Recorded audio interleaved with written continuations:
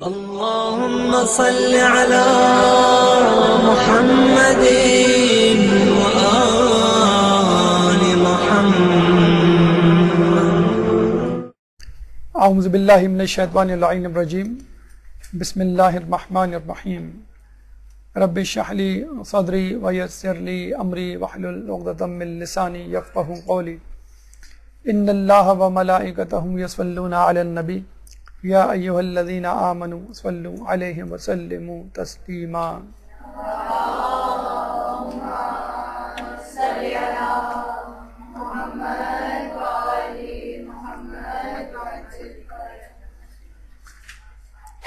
آج 27 ذی القعدہ ہے اور آج سے 2 دن بعد 29 ذی القعدہ ہوگی، اور یہ 29 ذی القعدہ اس حوالے سے ہمارے لیے اہم ہے کہ یہ ہمارے نوے امام محمد تقی علیہ السلام کی شہادت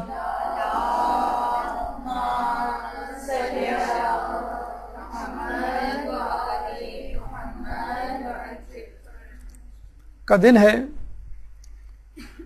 اور یہ ہماری ریت ہے، اہل بیت کی سنت ہے، ہماری ثقافت ہے، ہمارے مذہب کا ایک حصہ ہے کہ جب کسی امام کی ولادت یا شہادت آتی ہے تو ہمارے رنگ و انداز بدل جاتے ہیں. اگر غم کا دن ہوتا ہے تو ہم غمگین ہو جاتے ہیں، اور اگر خوشی کا دن ہوتا ہے تو ہم فرط مسرہ سے جھوم اٹھتے ہیں.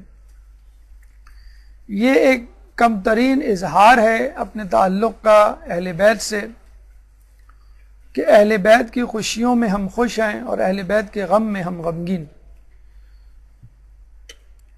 کیونکہ ہم ان کے چاہنے والے، ان کے ماننے والے ہیں.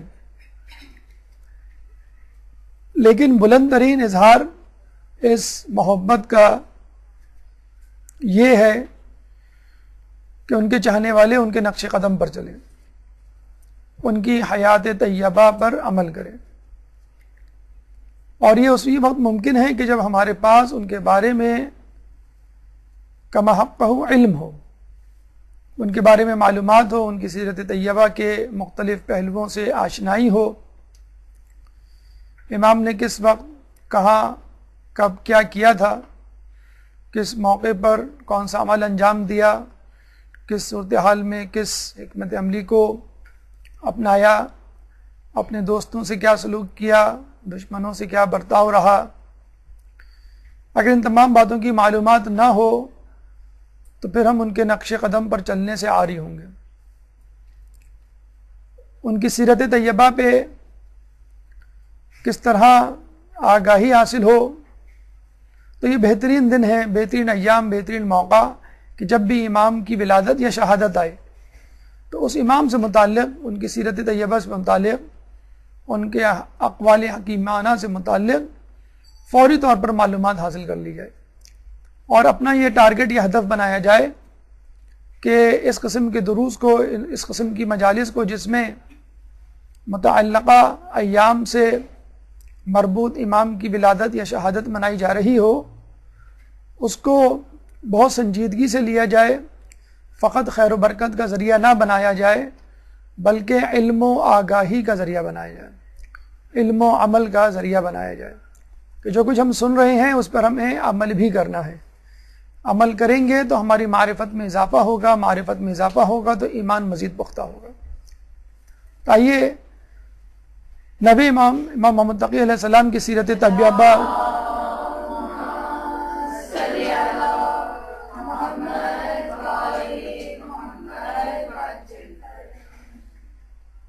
کی سیرت طیبہ سے چند موتی چنتے ہیں اور یہ دیکھتے ہیں کہ خود ہمارے لیے امام نے کیا کیا پیغامات چھوڑے ہیں.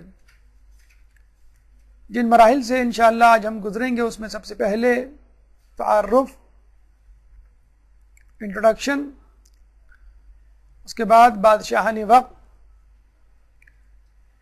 کون کون بادشاہ اس زمانے میں گزرے،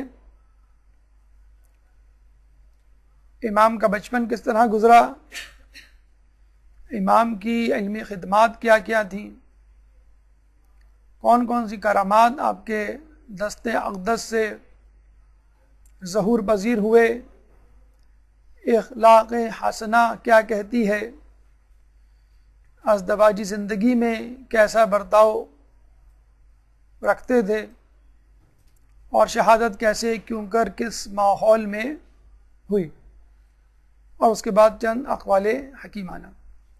گفتگو کا پہلا مرحلہ امام کا تعارف۔ ایک درود پڑھ دیجئے محمد والے محمد۔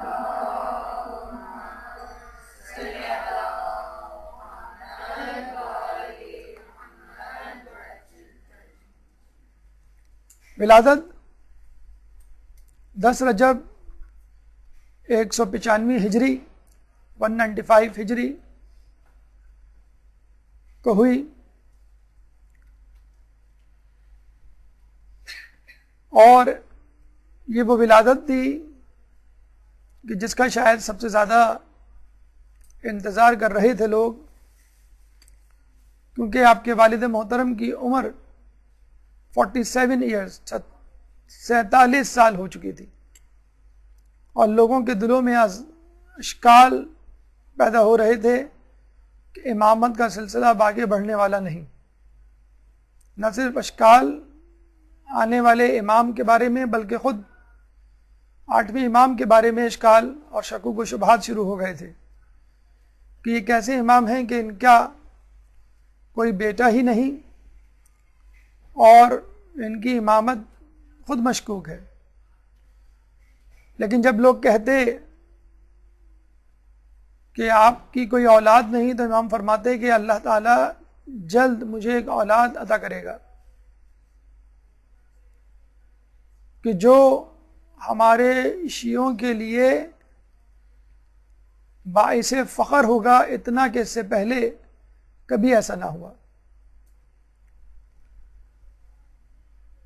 آپ کی شہادت 29 ذی القعدہ 220 ہجری، یوں آپ کی عمر مبارک فقط 25 سال بنتی ہے، اور آپ کو تمام ائمہ میں کم ترین امام ہونے کا شرف حاصل ہے۔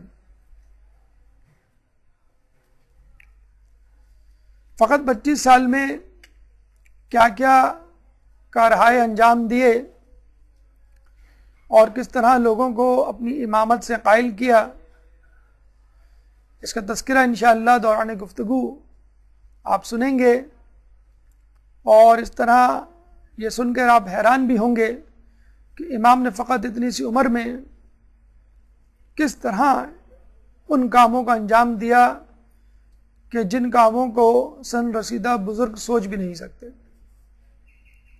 آپ کا نام محمد پہلے معصوم کے نام یعنی رسول اکرم صلی اللہ علیہ وآلہ وسلم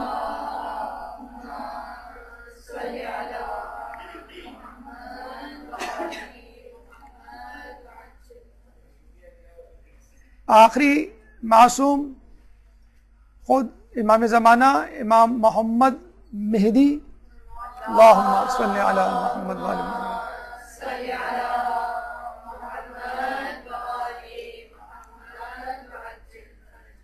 5ویں اور 9ویں امام کا نام بھی محمد پر، امام باقر علیہ السلام، اللہم صلی علی محمد وآل محمد۔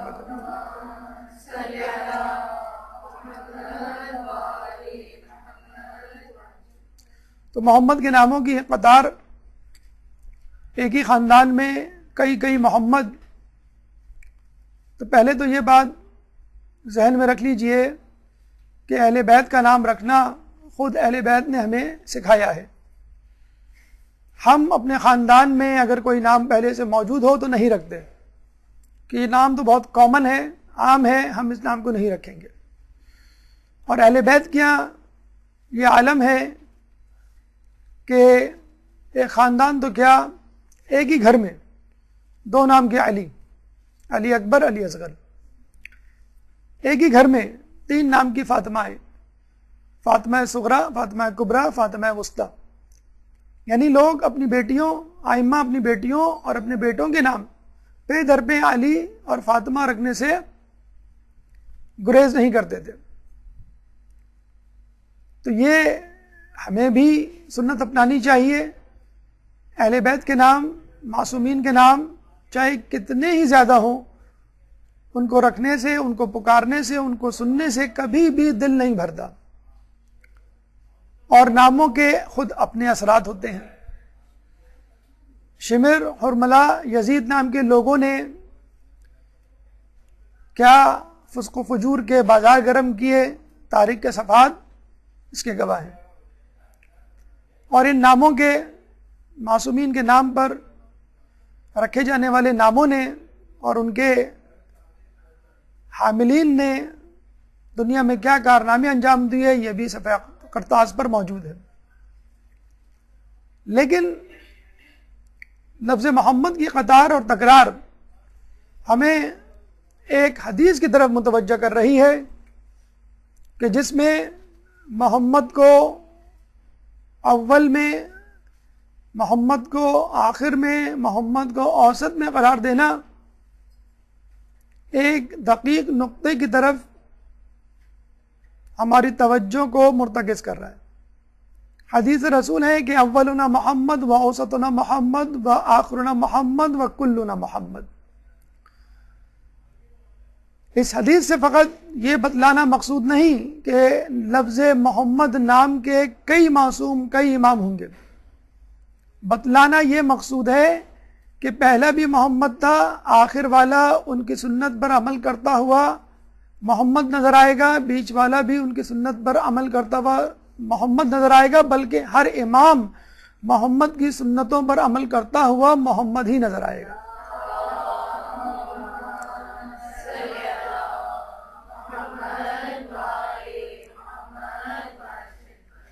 یعنی ہمارے امام فقط نام کے ہی محمد نہیں بلکہ کام کے بھی محمد ہیں۔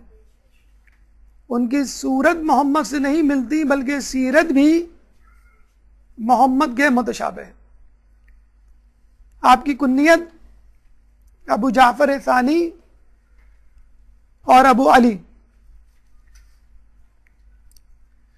عموماً کنیت بڑے بیٹے کے نام سے ہوا کرتی ہے، کبھی بیٹی کے نام سے اور کبھی کسی بھی رشتہ دار کے حوالے سے، تعلق کے حوالے سے۔ ابو جعفر ہمارے 5ویں امام کی کنیت ہے کیونکہ ان کے بیٹے امام جعفر علیہ السلام ان کی اولاد میں سے تھے۔ ابو جعفر اول کہا جاتا ہے ان کو، اور 9ویں امام کو ابو جعفر ثانی۔ القاب میں کئی القاب مشہور ہیں: عالم، علم والا، قانع، قناعت کرنے والا، مختار، اختیار رکھنے والا، متوکل، توکل جس پر کیا جائے، یا متوکل زیر کے ساتھ پڑھیں تو توکل کرنے والا، زیر کے ساتھ پڑھیں گے تو سبجیکٹ بن جائے گا متوکل، توکل کرنے والا، متوکل پڑھیں گے زبر سے تو جس پر توکل کیا جائے، بھروسہ کیا جائے، منتخب جس کو انتخاب کیا جائے، مرتضی انتخاب کیا ہوا یا چنا ہوا، نجیب منظور شدہ یعنی جس کی دعائیں قبول ہوں۔ لفظ تقی، لقب تقی بر صغیر پاک و ہند میں زیادہ مشہور ہے، بلکہ امام نام ہے محمد سے کم لقب تقی سے زیادہ مشہور ہے بر صغیر پاک و ہند، اور اس کی وجہ یہ ہے کہ لفظ تقی تقوی سے نکلا ہے، اور تقوی کا مطلب ہے بچنا، گناہوں سے بچنا، خوف خدا رکھتے ہوئے احتراز کرنا گناہوں سے۔ یقیناً امام سے بڑھ کر متقی پرہیزگار امام کے زمانے میں کوئی نہیں تھا۔ ایک اور وجہ یہ بھی ہے ان کو تقی کہنے کی کہ ایک دفعہ آپ مامون کی تلوار سے بچ گئے، بظاہر تو اس کی تلوار نے آپ کے جسم کے ٹکڑے ٹکڑے کر دیے تھے، مگر آپ صبح سویرے اپنے بستر پہ زندہ صحیح سالم پائے گئے۔ اللہم صلی علی محمد وآل محمد۔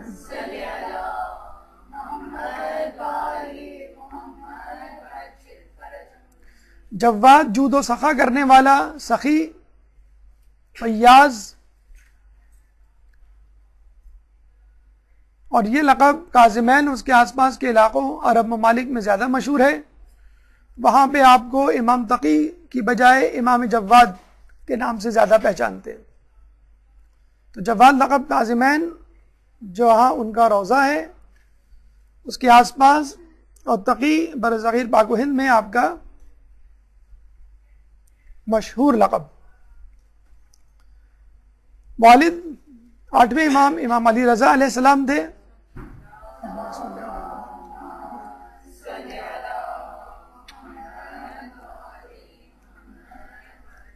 جیسے بتایا گیا کہ امام کی عمر مبارک 47 سال ہو چکی تھی، لاولد تھے. لوگوں نے طعنے دینے شروع کیے، شک و شبے کا اظہار کیا، یہاں تک آپ کی امامت میں بھی شک کر ڈالا. یہ آپ کے ماننے والوں کی بات ہو رہی ہے، جو آپ کو امام مانتے ہی نہیں تھے تو ان کا کیا کہنا. تو امام اپنے ماننے والوں کو بار بار یقین دلایا کرتے تھے کہ اللہ ان قریب مجھے ایک ایسی اولاد دے گا کہ جو موسیٰ سے مشابہت رکھتی ہوگی، جو عیسیٰ سے مشابہ ہوگی، جو یحییٰ کا مصداق ہوگی. یعنی میرا ہونے والا بیٹا نہ صرف امام بنے گا، میں صاحب اولاد ہوں گا، بلکہ میری اولاد جو امامت سے سرفراز ہوگی وہ عیسیٰ و موسیٰ و یحییٰ کی شبیہ ہوگی. اور تاریخ نے اس بات کو ثابت کیا کہ امام تقی سیرت و کردار میں، رفتار و گفتار میں عیسیٰ و موسیٰ کی اور یحییٰ کی شبیہ تھے. والدہ، جن ائمہ کی والدہ اپنے اپنے زمانے میں مشہور ہوئی اور ان کی ایک خاص پہچان تھی اپنے خاص پس منظر کے حوالے سے، ان میں آپ کی والدہ کا بھی نام آتا ہے. والدہ کا نام سبیکہ یا سبیکہ، ضمہ اور فتحہ پیش اور زبر دونوں سے پڑھ سکتے ہیں. قبیلہ نوبیہ سے ان کا تعلق تھا، اس لیے پورا نام عموماً سبیکہ نوبیہ کہا جاتا ہے. اور آپ کا تعلق اسی خاندان، اسی قبیلے سے تھا کہ جس قبیلے سے تعلق ماریہ قبطیہ یا ماریہ قبطیہ کا تھا. ماریہ قبطیہ رسول اللہ کی زوجہ، پہلے عیسائی تھی اور بیزنٹائن امپائر، بیزنطینہ سلطنت اپنے زمانے میں 6 صدی ہجری میں بڑی مشہور تھی عراق کے آس پاس. اس کا ایک بادشاہ تھا مقوقس، جس کو رسول اللہ نے اسلام کی دعوت دی تھی تو اس نے رسول اللہ کو ہدیے میں یہ کنیز پیش کی تھی. ماریہ قبطیہ کو یہ اعزاز حاصل ہے کہ آپ محبوب ترین ازواج المطہرات میں شمار ہوتی تھیں، اور جناب خدیجہ سلام اللہ علیہ، اللہم صلی علی محمد وعلی کے بعد رسول اللہ کی بیٹے کی ماں بنی.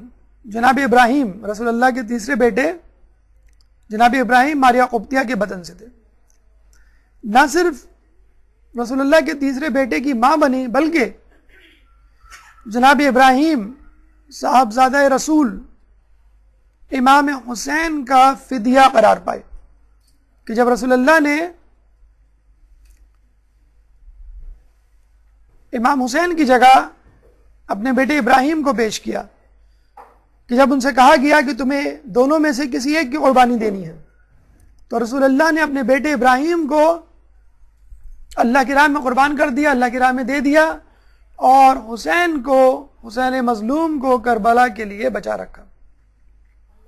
اللہم صلی علی محمد.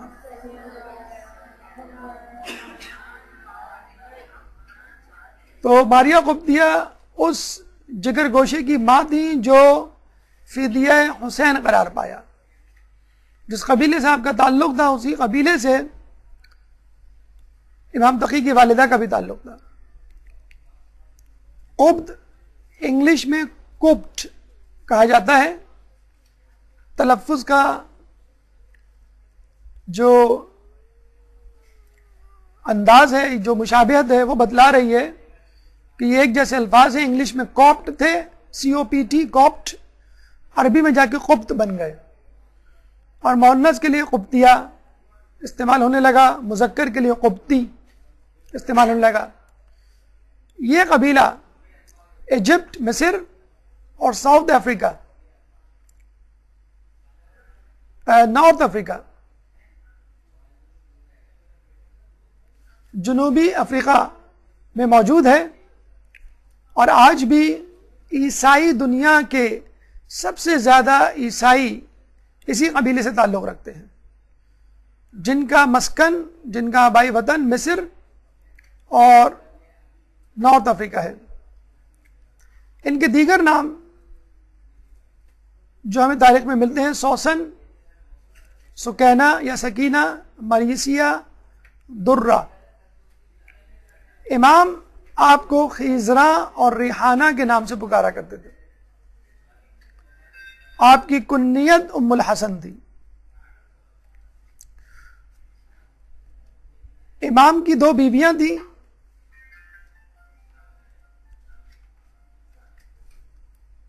کہ جس میں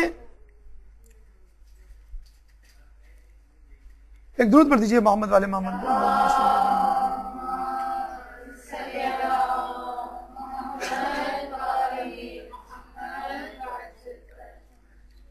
ایک مامون کی بیٹی اور ایک سبیکہ نوبیہ.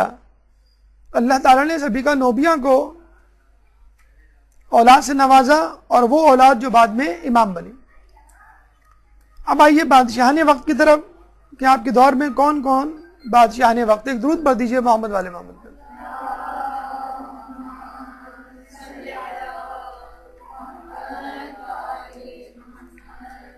امین، مامون اور معتصم. آپ کی ولادت کے وقت امین، جس کی بادشاہت 3 یا 4 سال رہی، جس کو قتل کرنے کے بعد مامون 20 سال تک بادشاہ رہا، اور اس کے انتقال کے بعد معتصم اس کا بھائی طاقت پر براجمان ہوا، اور اسی نے امام تقی علیہ السلام کو زہر سے شہید کیا. اب آئیے امام کے بچپن کی طرف. ایک درود پڑھ دیں محمد والے محمد.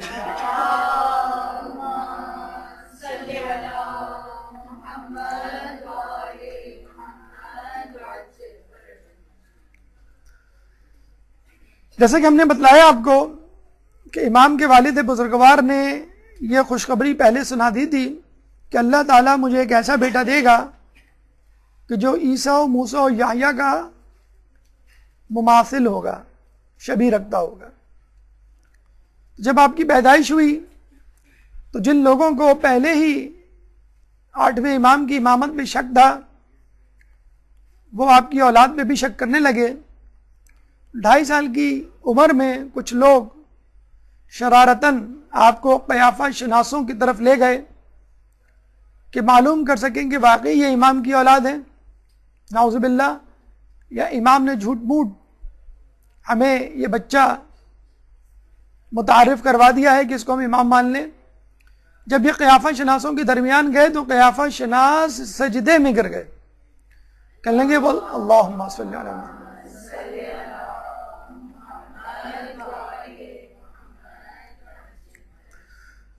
اور کہنے لگے کہ تم کس شخصیت کو ہمارے پاس لے آئے. واللہ یہ بچہ پاک و طاہر ہے، پاک و طاہر صلب سے ہے، اور یہ ذریت رسول اور علی کے علاوہ کسی ذریت سے نہیں ہو سکتا. اس اسنا میں امام جو اس وقت فقط 2.5 سال کے تھے گویا ہوئے اور اپنا پہلا تاریخی خطبہ تعارف کرواتے ہوئے دیا اور یہ کہا کہ خدا کا شکر ہے کہ اس نے ہمیں نور اپنے نور سے پیدا کیا اور اس کے بعد ہمیں امامت کے لیے منتخب کیا اور ہمیں اپنی وحی کا امین بنایا. میں محمد ابن علی رضا ابن موسیٰ کاظم ابن جعفر ابن محمد باقر ابن علی ابن حسین ابن امیر المؤمنین ابن ابی طالب ہوں اور ذریت فاطمہ بنت محمد سے ہوں.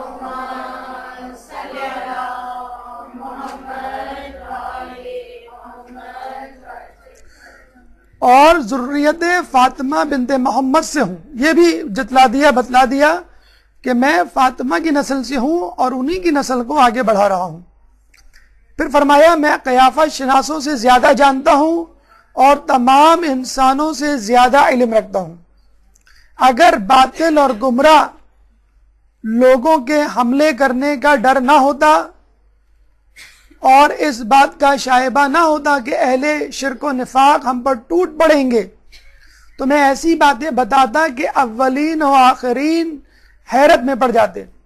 اور اس کے بعد اپنے دہن مبارک پر اپنا ہاتھ رکھ کر فرمایا اے محمد تم بھی خاموش رہو جس طرح تمہارے آباء اکرام خاموش رہے، تم بھی صبر کرو جیسے انہوں نے صبر کیا، اور عنقریب لوگ وہ دیکھ لیں گے کہ جس کا ان سے وعدہ کیا گیا ہے، اور بے شک فاسق لوگ ہی خسارے میں رہنے والے ہوں گے. اس کے بعد اپنے سامنے کھڑے ہوئے ایک بزرگ کا ہاتھ تھاما اور مجمع چھٹتا رہا اور راستہ بنتا گیا، اور وہاں پہ موجود بزرگوں نے بے اختیار اپنی زبان سے یہ کلمہ جاری کیا واللہ اعلم حیث یجعل رسالتہ، اللہ ہی بہتر جانتا ہے کہ وہ اپنی رسالت کے امین کے لیے کس کو منتخب کرے. ایک درود پڑھ دے محمد والے.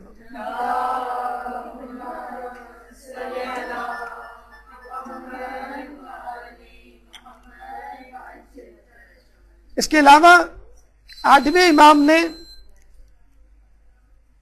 ایک صحابی کو امام تقی کی پشت مبارک پر اس مہر کو دکھایا کہ جو ان کے شانے پر 2 شانوں کے درمیان پیٹھ پہ موجود تھی، بالکل اسی طرح جس طرح رسول اللہ کی پشت مبارک پر مہر نبوت موجود تھی.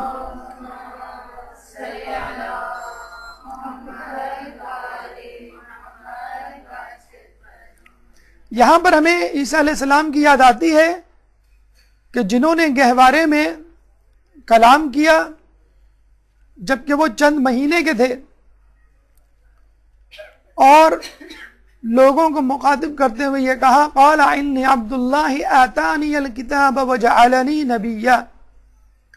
قال انی عبد اللہ، اور انہوں نے کہا کہ بے شک میں اللہ کا بندہ ہوں، آتانی الکتاب، اور مجھے اس نے کتاب دی، وجعلنی نبیا، اور مجھے اس نے نبی بنایا. سورہ مریم آیت نمبر 30، سورہ کا نشان 19، آیت کا نشان 30. تو جب عیسیٰ علیہ السلام چند مہینوں کے ہو کر اپنے نبی ہونے کی گواہی دے سکتے ہیں تو امام 2.5 سال کے ہو کر اپنی امامت کی گواہی کیوں نہیں دے سکتے؟ یہ ہے وہ عیسیٰ کی شبیہ جس کا تذکرہ آپ کی ولادت سے پہلے آپ کے والد بزرگوار نے کر دیا تھا. شہادت سے 3 سال پہلے آپ کے والد محترم آپ سے جدا ہوئے، اس وقت آپ کی عمر مبارک 5 سال تھی. یعنی فقط 5 سال کی عمر میں باپ کا سایہ آپ سے جدا ہو گیا، اور وقت شہادت آپ کی عمر، یعنی آپ کے والد کی شہادت کے وقت آپ کی عمر 8 سال تھی. اس کو 5 سال نہیں 8 سال کر لیں. یعنی جب جدا ہوئے تھے، کیونکہ وہ ان کو زندان میں ڈالا گیا تھا شہادت سے پہلے، آپ کی عمر 5 سال تھی اور وقت شہادت آپ کی عمر 8 سال تھی. آپ اندازہ لگا لیجئے کہ 8 سال کا بچہ جس کو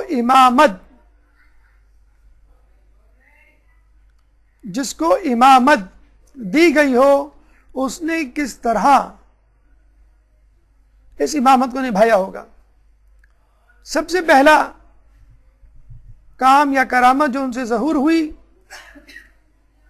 امام کی شہادت کے ساتھ کہ وہ باعجاز خداوندی طی الحج کرتے ہوئے مدینے سے خراسان آئے اور اپنے شہید والد کی تجہیز و تکفین میں حصہ لیا.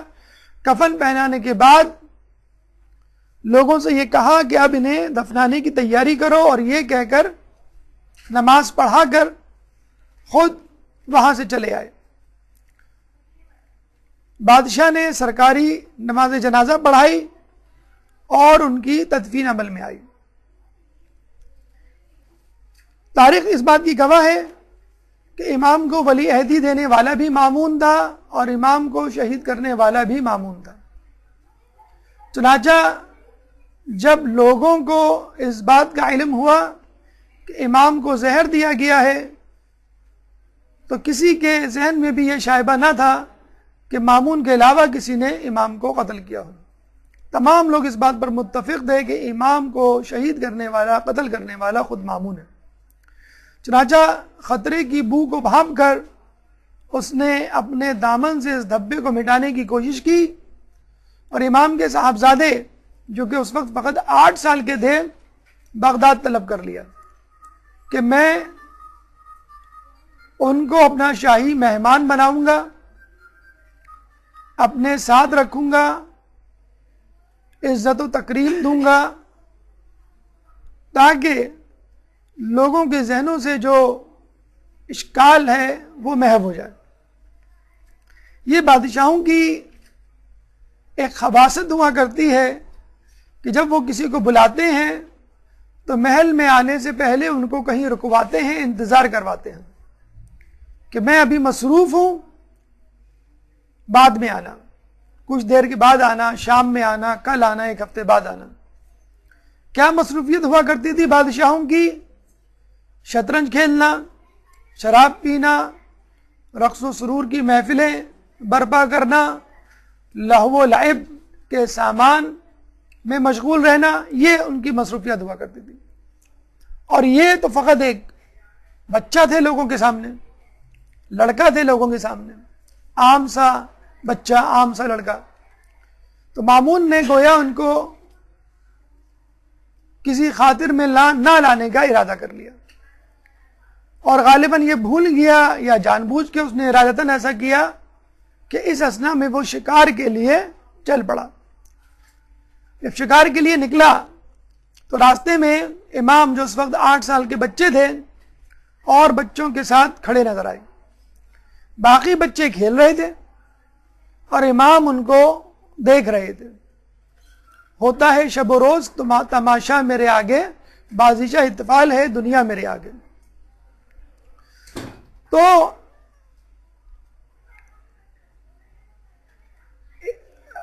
مامون کی سواری جب بچوں کے پاس سے گزری تو تمام بچے بھاگ کے وہاں سے فرار ہو گئے۔ یہ بالکل ایسا ہی کہ بچے کسی بھوت کو دیکھ لیں، کسی جن کو دیکھ لیں، کسی عفریت کو دیکھ لیں اور گھبرا کے بھاگ جائیں۔ لیکن یہ فرق ہے بادشاہ کی بادشاہت میں اور امام کی امامت میں۔ بادشاہ جسموں پر حکومت کرتا ہے اور امام دلوں پر حکومت کرتا ہے۔ یہاں بادشاہ کو دیکھ کر بڑے تو کیا، بچے ڈر کے مارے بھاگ گئے، اور وہاں جب ہمارے 8ویں امام مدینے سے نکلے خراسان کے لیے تو 24,000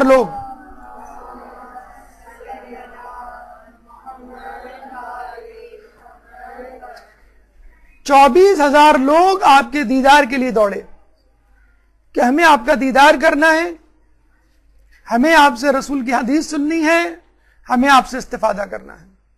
نہ صرف دیدار کے لیے دوڑے بلکہ قلم و کرتاس لے کر بھی دوڑے کہ ہمیں اس سفر میں ہمیں پڑھا لکھا دے۔ امام کے کہیں رکنے کا بھی انتظار نہیں کیا۔ تو کہاں 24,000 لوگ امام کے پیچھے بھاگ رہے ہیں، یہاں چند بچے بادشاہ کو دیکھ کے فرار ہو رہے ہیں۔ اور بادشاہ یہ سمجھا کرتے تھے کہ یہ ہماری شان و شوکت، یہ روب و دبدبہ ہے کہ جس کی کوئی تاب نہیں لا سکتا۔ جب بادشاہ کی سواری بچوں کے پاس سے گزری تو وہاں فقط امام کھڑے ہوئے نظر آئے۔ امام کو دیکھ کے مامون نے طنزیہ مسکراہٹ کے ساتھ پوچھا کہ تم کیوں نہیں بھاگے؟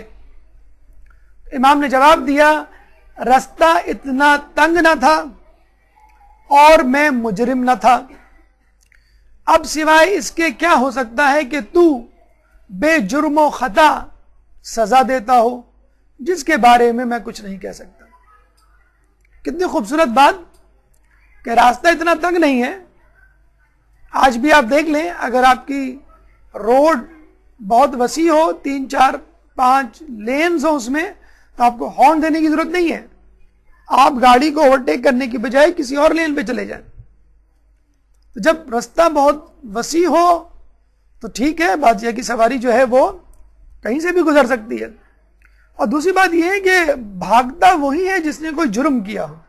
پولیس کی وین آ جائے ابھی آپ کے علاقے میں تو پہلے کون روپوش ہوگا؟ جس نے کوئی قتل کیا ہو، جس نے کوئی ڈکیتی کی ہو، جس نے کوئی کرپشن کی ہو. متقی پرہیزگار نیک آدمی اپنے گھر سے نہیں بھاگے گا، اپنی جگہ کو نہیں چھوڑے گا. تو جس نے کبھی کوئی ترک اولا ہی نہ کیا ہو، گناہ تو دور کی بات، تو وہ کیوں رستہ چھوڑ دے اور وہاں سے چلا جائے؟ جب امام نے جواب دیا کہ راستہ تنگ نہ تھا، میں گناہگار نہیں تھا سوائے اس بات کے کہ تو بے جرموں خطا سزا دیتا ہوں جس کے بارے میں کچھ نہیں کہہ سکتا. امام یہ جواب سن کر بہت حیران ہوا. یہاں پہ رک کر امام کا حسن زن دیکھیے. امام کس سے حسن زن کر رہے ہیں؟ اپنے باپ کے قاتل سے. یہ شخص ان کے باپ کو چند مہینے پہلے قتل کر چکا ہے. کس جرم میں؟ بغیر کسی جرم میں، بے جرم و خطا، اور پھر بھی امام کہہ رہے ہیں. تو یہ ہمیں حسن زن سکھلاتا ہے کہ امام اپنے باپ کے قاتل کے ساتھ حسن زن کر رہے ہیں. ہم اپنے گھر والوں، اپنے رشتہ داروں، اڑوس پڑوس اور دوستوں کے ساتھ حسن زن نہیں کرتے. امام نے جواب دے دیا. مامون حیرت زدہ رہ گیا، اپنے شکار پہ چل پڑا. ایک ہرن کو دیکھ کر اپنے باز کو اڑایا. واپسی میں وہ باز اپنے منہ میں ایک مچھلی لے کر آیا. مامون نے وہ مچھلی اپنے ہاتھ میں دبا لی اور واپسی میں وہیں سے گزرا جہاں سے آیا تھا.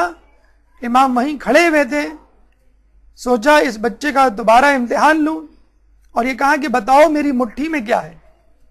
دیکھیں، علمی طور پر کسی کو قائل کرنا اور علمی ہیبت کسی پہ ڈالنا اور بات ہے، اس کے لیے آپ تیاری کر سکتے ہیں. لیکن غیب کی خبر لانا یہ کام آدمی کا کام نہیں. یہ وہی کر سکتا ہے جو منتخب شدہ ہو، جو مرتضی ہو، جو امام ہو. امام نے کہا کہ خدا نے آسمان و زمین کے درمیان دریا پیدا کیے، اس دریا میں مچھلیاں پیدا کی، بادشاہوں کو ذوق شکار دیا، وہ شکار کے لیے نکلے اور اپنے ہاتھ کی مٹھی میں مچھلی کو بند کر کر ہم وحی کے امینوں کا اور ائمہ کا امتحان لیتے ہیں. جب بادشاہ نے پوچھا کہ تم ہو کون، مامون نے کہا کہ تم ہو کون، تو پھر اپنا تعارف کروایا کہ میں امام محمد تقی بن علی رضا علیہ السلام ہوں.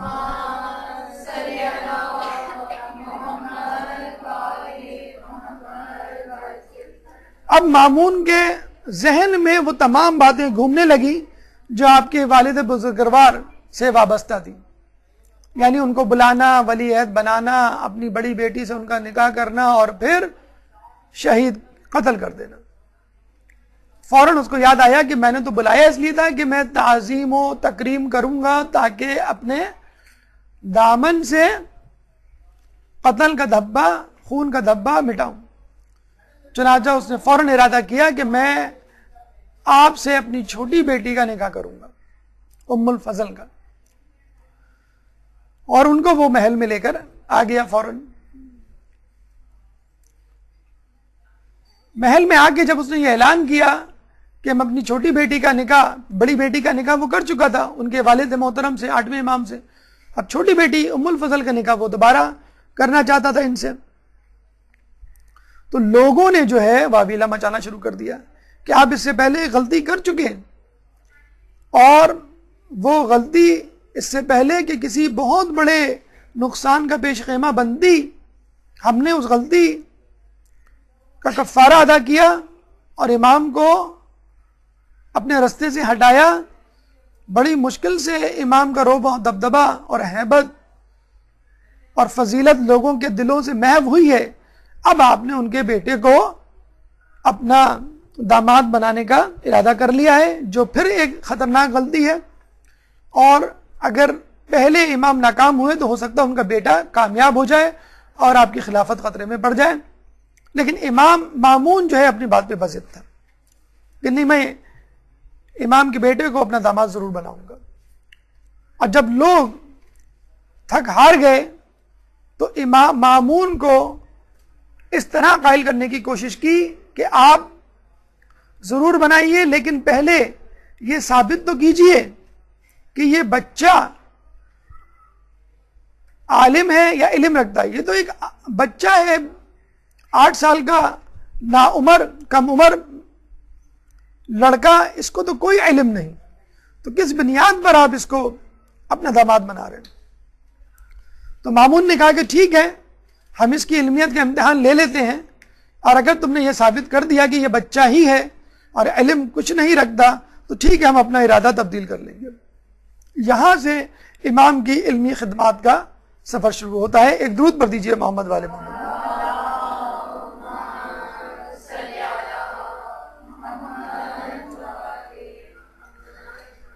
اب یحییٰ ابن اقسم سے ایک مناظرہ ہوا، پہلا ڈسکشن، جب آپ کی عمر مبارک فقط 8 یا 9 سال تھی، اور یحییٰ ابن اقسم جو اس وقت قاضی القضاء تھا، چیف جسٹس تھا، سب سے بڑا عالم دین تھا غیر شیعہ افراد میں، اس کو بلایا گیا کہ تم ان سے کوئی سوال کرو۔ آپ کو معلوم ہے آپ کے علم دین میں بہت سارے سبجیکٹس ہیں، بہت سارے مضامین ہیں، فقہ ہے، قرآن ہے، تاریخ ہے، عقائد ہے، اخلاقیات ہے۔ مشکل ترین مضمون، تمام لوگ اس بات پر گواہ ہیں کہ فقہ ہے۔ خشک ترین، مشکل ترین، ثقیل ترین مضمون فقہ ہے، اور فقہ میں بھی سب سے مشکل موضوع حج کا موضوع ہے، حج سے متعلق مسائل ہیں۔ حتیٰ کہ کچھ علماء تو حج کے مسائل اس بات کو کہہ کے انکار کرتے تھے بتانے سے کہ ہم حج پہ نہیں جاتے، اس لیے ان علماء سے رجوع کیا جائے جو حج پر آتے جاتے رہتے۔ پھر حج جیسے موضوع میں بھی سب سے مشکل موضوع کفاروں کا مسئلہ ہے۔ آپ کو معلوم ہے کہ حج میں جب احرام آدمی پہنتا ہے تو بہت ساری پابندیاں اس پہ عائد ہو جاتی ہیں، بہت سارے حلال کام اس پہ حرام ہو جاتے ہیں۔ آئینہ نہیں دیکھ سکتا، وہ خوشبو نہیں وہ سونگھ سکتا، لڑائی جھگڑا نہیں کر سکتا، وغیرہ وغیرہ۔ تو اس نے امام سے کفارے کا مسئلہ پوچھ لیا کہ اگر ایک شخص حالت احرام میں شکار کرے تو وہ کیا کفارہ دے گا۔ اب آپ دیکھیے، ایک بچے سے اس کی عمر کو مد نظر رکھتے ہوئے چاہیے تو یہ تھا کہ پہلے کچھ آسان سوال پوچھے جاتے، جب وہ آسان سوالوں کے جواب دے دیتا تو پھر مشکل سوال۔ اس نے سوال ہی ایسا پوچھا کہ خدا نخواستہ وہ بچہ یہ سوال سن کر خاموش ہو جائے، چکرا جائے، لیکن وہ بچہ تو نہیں تھا، وہ تو امام تھا اپنے زمانے کا، وہ امام ناطق تھا، سامت بھی نہیں تھا۔ اگر 2 امام ہو تو ایک ناطق ہوتا ہے، ایک سامت ہوتا ہے۔ امام ناطق تھے، 8ویں امام کی شہادت ہو چکی تھی۔ امام تقی نے کہا کہ تمہارا سوال نامکمل ہے، ادھورا ہے۔ اس نے کہا کیسے؟ امام نے کہا کہ تمہارے اس سوال کی 22 صورتیں بنتی ہیں، یعنی تمہارے اس سوال سے 22 سوال نکل سکتے ہیں، اور ان 22 سوالوں میں تم نے کون سا سوال پوچھنا چاہا ہے۔ اب اس بیچارے کو وہ 22 شقیں ہی نہیں پتا، 2 شقیں اس کو نہیں پتا، تو وہ 22 شقیں کیا پتا ہے؟ وہ گھبرا گیا، اس نے کہا 22 شقیں؟ کون سی 22 شقیں؟ چلیں آپ ہی بتلا دیں کون سی 22 شقیں۔ تو امام نے ان شقوں کو بتانا شروع کیا کہ یہ بتاؤ کہ شکار حدود حرم میں کیا گیا تھا، حدود حرم سے باہر کیا گیا تھا، شکار کرنے والا باخبر تھا یا بے خبر تھا، شکار آمدن کیا گیا یا سہون کیا گیا، شکار آزاد شخص نے کیا یا غلام نے کیا، شکار کرنے والا بالغ تھا یا نابالغ تھا، شکار پہلی مرتبہ کیا گیا یا کئی مرتبہ کیا جا چکا تھا، شکار پرندے کا تھا یا جانور کا تھا، شکار اگر جانور کا تھا تو جانور چھوٹا تھا یا بڑا تھا، کرنے والا اپنے شکار پہ نادم تھا یا مصر تھا، شکار رات میں کیا گیا یا دن میں کیا گیا، احرام عمرے کا تھا یا حج کا تھا۔ اور یہ سن کر مامون اور یحییٰ ابن اقسم دونوں چکرا کے گر پڑے۔ ایک درود پڑھ دیں محمد علیہ وسلم۔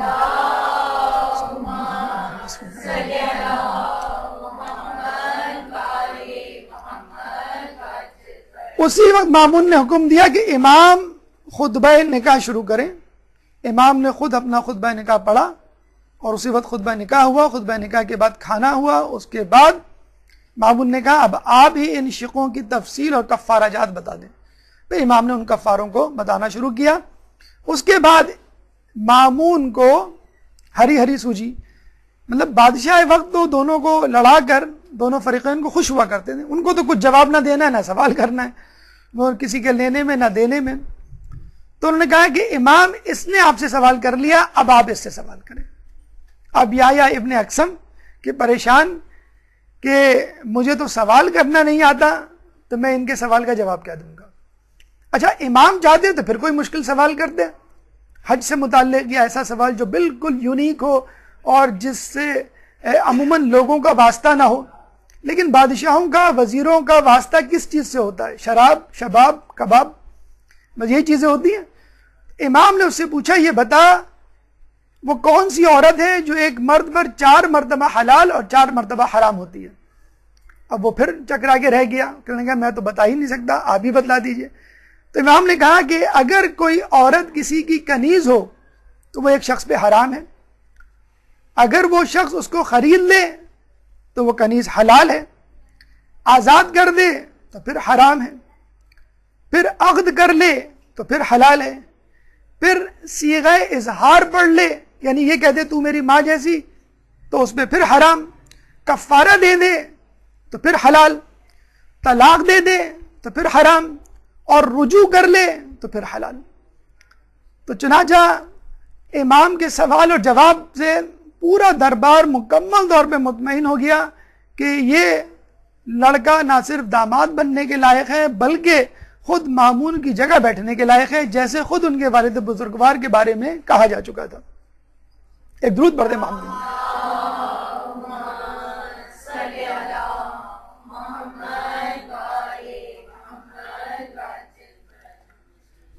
امام کے بارے میں کہا جاتا ہے کہ ایک دفعہ انہوں نے ایک نشست میں 30,000 سوالات کے جواب دیے، جو نشست مسلسل 3 دن تک جاری رہی، اور اس وقت ان کی عمر کوئی 24 سال یا 23 سال نہیں تھی، فقط 9 سال تھی۔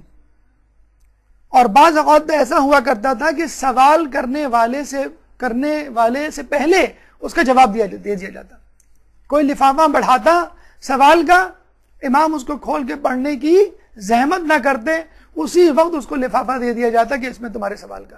یہ بتلا رہا ہے کہ امام فقط کسبی علم کے حامل نہیں تھے بلکہ وہ وہبی علم کے حامل تھے۔ ان کا علم اللہ کی طرف سے تھا، ان کا علم دنیاوی علم نہیں تھا کہ جو لوگوں سے لیا جائے، کہ جس کے لیے پہلے آپ کو سوال معلوم ہو اس کے بعد جواب۔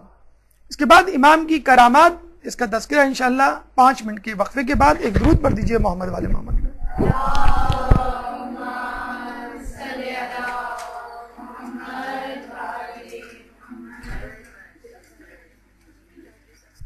اعوذ باللہ من الشیطان الرجیم، بسم اللہ الرحمن الرحیم۔ سلسلہ گفتگو وہیں سے شروع کرتے ہیں جہاں ہم نے روکا تھا۔ ہماری گفتگو کا اگلا مرحلہ کرامات، جیسے کہ اس سے پہلے بھی ہم بیان کر چکے ہیں کہ علم و تقوی یا علم و عمل ان لوگوں کے لیے ثبوت امامت یا ثبوت نبوت ہوا کرتا ہے کہ جو خود تقوی و پرہیزگاری کی طرف راغب ہوں، شرافت کی طرف مائل ہوں، خواص الناس ہوں۔ لیکن عوام الناس کے لیے، جہلا کے لیے، فاسق و فاجر کے لیے یا کم علم لوگوں کے لیے، ضدی لوگوں کے لیے، دشمن لوگوں کے لیے پھر کرامات کا سہارا لیا جاتا ہے، جس سے بات بہت آسانی سے بہت کم وقت میں سمجھ میں آ جاتی ہے۔ کرامت یا معجزہ اور جادو میں یہ فرق ہے کہ جادو کے لیے تیاری کی جاتی ہے، خاص مقام اور خاص وقت کا تعین کیا جاتا ہے، جادو نظر کا دھوکہ ہوا کرتا ہے، اور آسمانوں پر جادوگروں کا بس نہیں چلتا۔ کرامت کے لیے تیاری کی ضرورت نہیں، مقام اور وقت یا امر طے کرنے کی ضرورت نہیں، کسی بھی وقت کہیں بھی نبی یا امام یہ معجزہ یہ کرامت کر کے دکھا سکتا ہے، نظر کا دھوکہ نہیں، حقیقت ہوا کرتا ہے، اور آسمانوں پر بھی نمودار ہو جاتا ہے، جیسے شق القمر کا واقعہ۔ ایک بہت دلچسپ، بہت مختصر سا واقعہ، لیکن اس میں کئی نکات پوشیدہ ہیں۔ ہم اپنے زمانے میں یہ سمجھتے ہیں کہ شاید یہ ہمارے زمانے کا فسانہ، من گھڑت بات ہو، میتھ جسے کہتے ہیں انگلش میں، کہ لوگ شیعوں کے گھر کا پانی نہیں پیتے، شیعوں کے گھر کھانا نہیں کھاتے۔ عجیب و غریب غیر شیعہ افراد میں یہ بات مشہور ہے کہ شیعہ حضرات شاید کچھ ملا کے دے دیتے ہیں۔ کچھ لوگوں نے اس سے بڑھ کر یہ کہا کہ تھوک کے پلاتے ہیں۔ ایک ہم نے پڑھے لکھے ڈاکٹر دوست سے جب اس بارے میں پوچھا تو ہمیں یہ توقع تھی کہ بہتر جواب ملے گا۔ اس نے کہا یار کہہ تو نہیں سکتے، لیکن ہم نے سنا ہے، ہماری فلاں پھپھو بتایا کرتی تھی، وہ کسی پڑوس میں جایا کرتی تھی، وہ شیعہ تھے، وہ ان کو روزانہ پان کھلایا کرتی تھی۔ ایک دفعہ ان کی غیر موجودگی میں جب پان کھول کے دیکھا تو کتے کے ساتھ چوہے کی مینگنیاں بھی۔ تو لوگوں نے ایسی ایسی عجیب باتیں مشہور کر رکھی ہیں کہ یہ کیوں ہیں باتیں مشہور کر رکھی کہ اگر آپ اول تو کسی شیعہ سے دوستی کرنی ہی نہیں ہے، راہ و رسم بڑھانا ہی نہیں ہے، رشتے ناتے تو بہت دور کی بات، اگر دوستی ہو جائے جیسے کلاس میں، بزنس میں، آفس میں، مجبوری میں، تو زیادہ دیر نہیں بیٹھنا۔ اب زیادہ دیر بیٹھنے کا مطلب کیا ہے؟ تو لوگوں نے کہا کہ چلو پانی اور کھانے سے متعلق افسانے گڑھ دو، کیونکہ آدمی زیادہ دیر بیٹھتا ہے تو پھر پانی بھی پیتا ہے، کولڈ ڈرنک بھی پیتا ہے، چائے بھی پیتا ہے، پھر کھانا بھی کھاتا ہے۔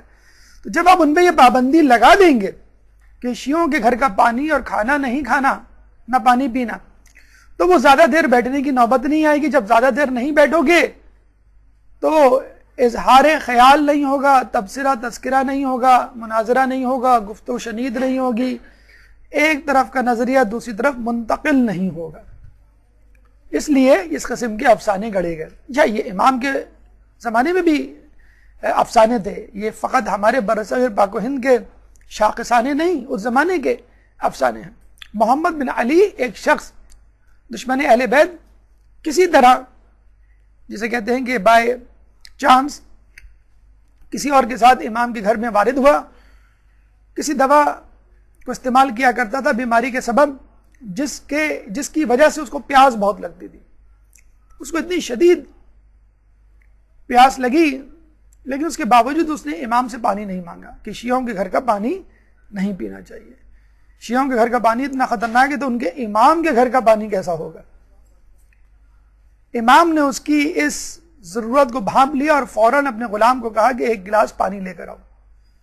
جب وہ پانی لے کر آیا، غلام تو بے تابانہ شدت پیاس کو برداشت نہ کر سکا اور وہ پانی پی گیا۔ اور اس کے بعد یہ حیران بھی ہوا کہ شیعوں کے امام کو میرے دل کا حال کیسے پتہ چل گیا۔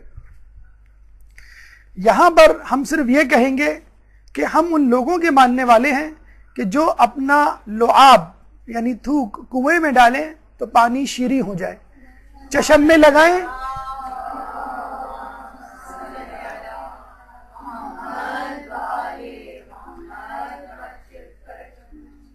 کنویں میں ڈالیں تو پانی شیریں ہو جائے، چشم پہ لگائیں تو آشوب چشم جاتا رہے، کسی کنکر پہ لگا کر کسی کے منہ میں ڈال دیں تو 70 زبانوں کا ماہر ہو جائے۔ تو یہ کہنا کہ فلاں تھوک کے پلاتے ہیں، ہم کہتے ہیں کہ اگر آپ یہ بھی پی لیں تو بھی آپ کو شفا ہو جائے۔ اول تو ہم نہیں کرتے ایسے، لیکن ہم جن کے ماننے والے ہیں ہمیں پورا یقین ہے کہ ہمارے لعاب میں بھی اللہ نے کچھ نہ کچھ تاثیر رکھی ہوگی۔ ایک درود پڑھ دیں محمد والے محمد۔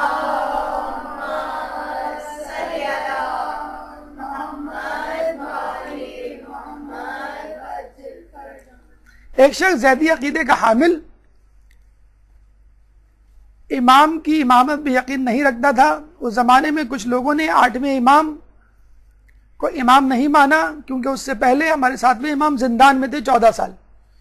اور آپ کو میں نے بتایا بھی ہوگا کچھ لوگوں کے پاس امام کے پیسے تھے، بیت المال، خمس، صدقہ، زکوٰۃ وغیرہ کے، تو ان پیسوں کو ہڑپ کرنے کے چکر میں امام کی امامت سے انکار کر دیا کہ دینے پڑ جائیں گے، اور قیامت میں جو لینے کے دینے پڑ گئے تو کیا ہوگا یہ لوگوں کا احساس نہیں۔ چنانچہ ایک شخص جو نہ 7ویں امام کا قائل تھا نہ 8ویں کا. جب وہ امام کے گھر کے پاس سے گزرا تو دیکھا لوگوں کا ایک ہجوم ہے, امام کی عزت و تکریم کے لیے تانتے بنے ہوئے. تو دیکھ کر مسکرایا کہ دیکھو کتنے بے وقوف احمق لوگ ہیں کہ ایک بچے کو عزت دے رہے ہیں.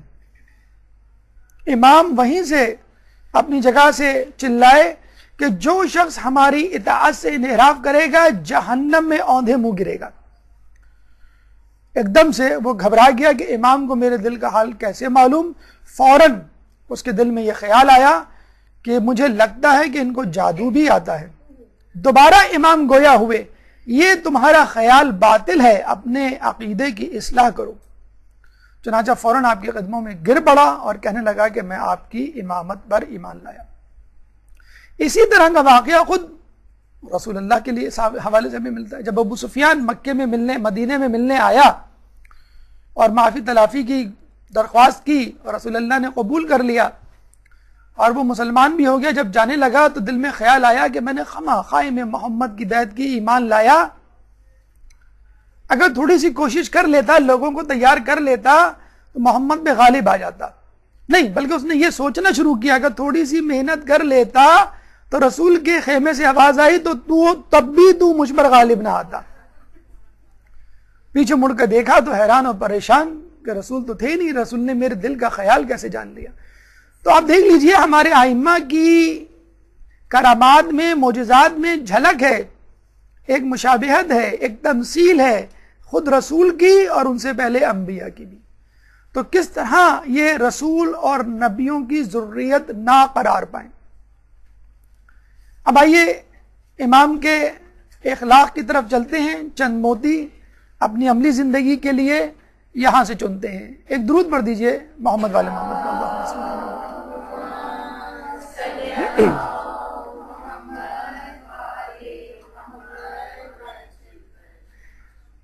اس دور کے بادشاہ امام کو ستانے میں, امام کو پریشان کرنے میں, امام کو نعوذ باللہ راہ حق سے ہٹانے میں کوئی دقیقہ فروغ گزاشت نہیں کرتے تھے.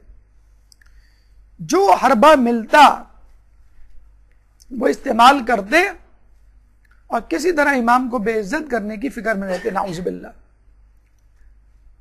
7ویں امام کے بارے میں ہم نے پڑھا کہ زندان میں عورتوں کو بھیجا گیا, کس طرح وہ ان کو گناہ کی طرف مائل کریں.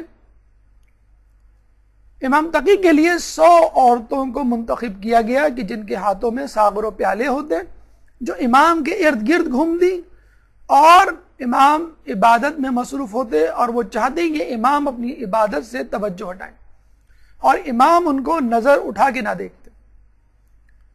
ہم یہاں بچوں کو کہتے ہیں کہ ٹی وی بند کر دو, اپنی نظروں کی حفاظت کرو, کوئی آواز ہمیں آ جائے تو ہماری نظر, ہماری توجہ جو ہے وہ فوراً جو ہے منتشر ہو جاتی ہے. آج کل کے نوجوانوں کو اس بات سے سبق حاصل کرنا چاہیے کہ یہ فقط آج کل کے دور کا فتنہ نہیں ہے. انٹرنیٹ ہے, میڈیا ہے, موبائل ہے, اور اب سڑکوں پہ لگے سائن بورڈز ہیں کہ جو بیچارہ انٹرنیٹ, ٹی وی اور دیگر مقامات سے بے حجاب عورتوں سے استفادہ نہ کرتا ہو, وہ اگر باہر نکلے تو سائن بورڈ سے استفادہ کرے. اور وہ ماشاءاللہ ہوتے بھی اتنے اونچے اونچے ہیں, لگتا ہے کہ آسمان سے کوئی گری ہے اور سائن بورڈ پہ اٹکی ہے. لوگ سمجھتے ہیں شاید یہ میرے حصے کی حور تو نہیں, نظر اٹھا کے دیکھ لوں تھوڑی دیر کے لیے, شاید مجھے پکار لے. تو نعوذ باللہ یہ آپ دیکھ لیجئے ایک ایک سائن بورڈ کا جو کرایہ جو ہم نے آج سے 20 سال پہلے سنا تھا 3,000 روپے پر ڈے, 3,000 پر ڈے, آج کیا اس کا کرایہ ہوگا.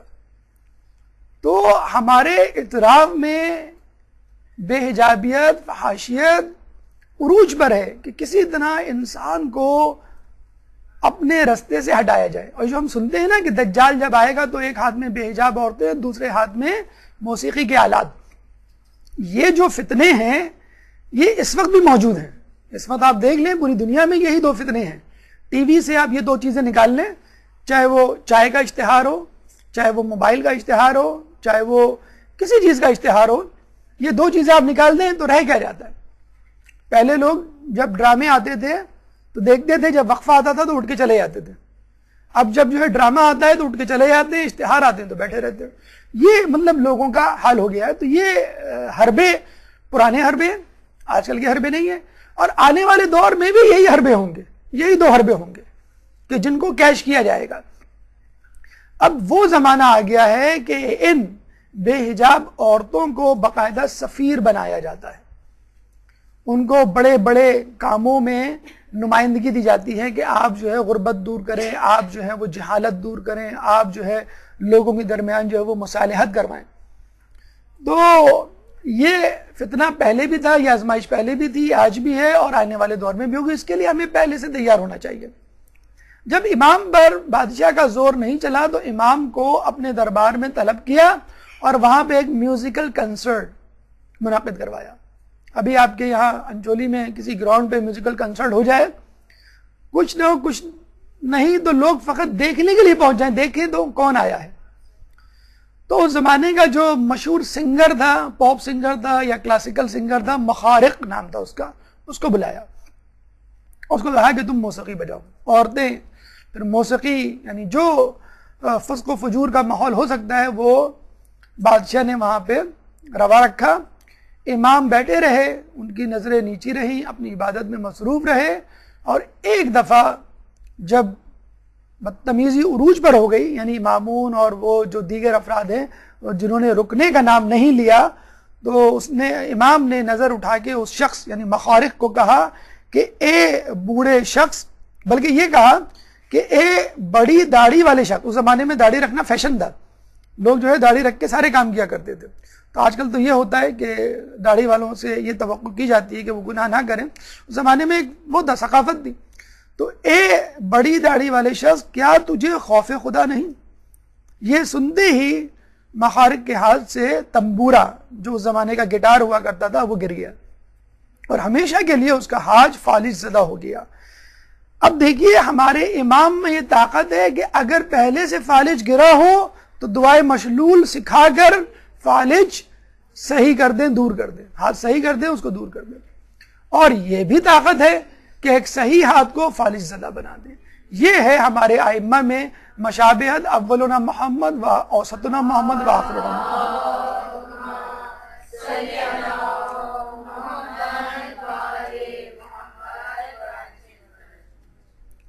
کہتے ہیں کہ ام الفضل سے جب امام کا عقد ہوا تو ام الفضل ظاہر سی بات ایک وہ شہزادی تھی، ناز و نعم میں پلی تھی، پیمپر چائلڈ یا بگڑی ہوئی اولاد جسے کہتے ہیں وہ تھی۔ امام کے ساتھ جب مدینے جانا پڑ گیا تو اس کو وہ سادہ سی زندگی، تقوی سے بھرپور زندگی، مطلب ایک تو وہ زمانہ تھا کہ جب کسی نے بی بی فضہ سے کہا کہ تمہاری جنت تو پکی، تم بڑی خوش قسمت ہو، تو اس نے کہا اے بدبخت، اہل بیت کی کنیزی کے بعد کس کو جنت کی پڑی ہے؟ ایک زمانہ وہ تھا، اور اب یہ زمانہ کہ ایک عورت بیوی ہے امام کی اور اس کو امام کا ماحول راس نہیں آ رہا، بار بار وہ خطوط لکھ دی اپنے باپ کو اور باپ جو ہے وہ اس کی نہیں سنتا۔ ایک وقت جب غالباً امام بھی وہیں تھے، مامون کے پاس آئی، مامون اس وقت جو ہے نشے میں تھا اور اس نے شکایت کرنی شروع کر دی امام کی۔ غصے میں اس نے تلوار نکالی، سواری پہ سوار ہوا، غلام کو ساتھ لیا، امام کے مکان پہ پہنچا اور امام کے جسم کے ٹکڑے ٹکڑے کر دیے۔ یہ بھی بس نہ چلا تو پھر تلوار کو ان کی گردن پہ رکھ کر ذبح کر دیا اور واپس آ کر سو گیا۔ ام الفضل رات بھر کانپتی رہی، روتی رہی۔ صبح جب مامون کی آنکھ کھلی تو اپنی بیٹی کو روتا ہوا دیکھا تو اس نے کہا کہ تم کیوں رو رہی ہو؟ اس نے کہا کل رات آپ نے یہ کیا ہے، اب میرے شوہر کو قتل کر دیا۔ مامون بڑا پریشان ہوا، اپنے غلام کو بلا کر پوچھا، غلام نے کہا ہاں بالکل آپ نے میرے سامنے قتل کیا، ٹکڑے ٹکڑے کیے امام کے جسم کے۔ تو مامون نے اپنے غلام کو کہا جاؤ بھاگ کے دیکھ کر آؤ کہ امام کا کیا حال ہے۔ جب غلام وہاں گیا تو دیکھا بڑے مزے سے امام لحاف میں سو رہے ہیں۔ اللہم صلی علی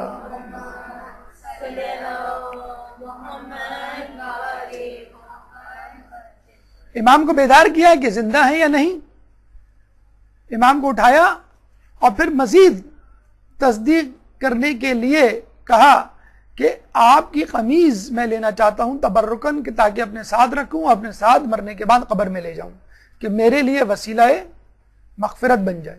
امام نے کہا میرے پاس بہت ساری قمیضیں ہیں، چاہوں تو وہ لے جاؤں۔ اس نے کہا نہیں مجھے یہی قمیض چاہیے جو اس وقت آپ پہنے ہوئے ہیں۔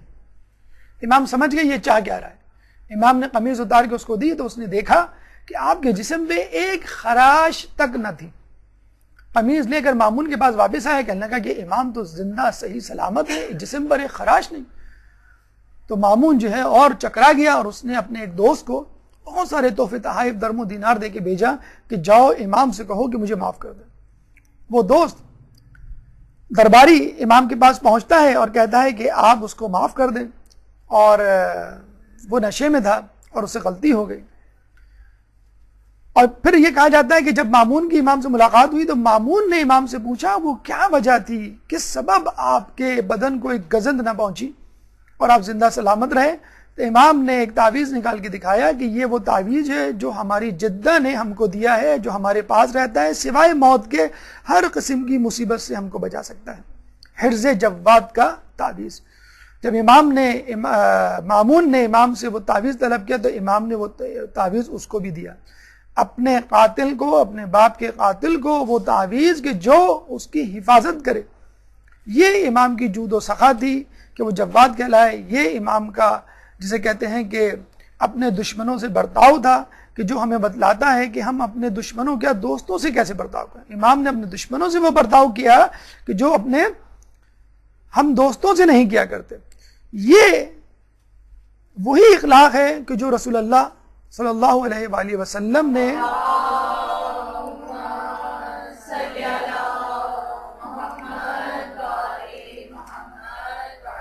اپنے دشمنوں سے روا رکھا, کہ آج تک لوگ یہ نہیں فیصلہ کر پائے کہ کون رسول کا دشمن تھا, کون رسول کا دوست. اس کے بعد کہ امام اس قسم کا اخلاق روا رکھا اپنے دشمنوں سے, لوگ آج تک نہیں فیصلہ کر پائے کہ کون اماموں کا دشمن تھا, کون ان کا دوست. اب آئیے امام کی ازدواجی زندگی سے متعلق چند گزارشات. ایک درود پڑھ دیجئے محمد والے محمد.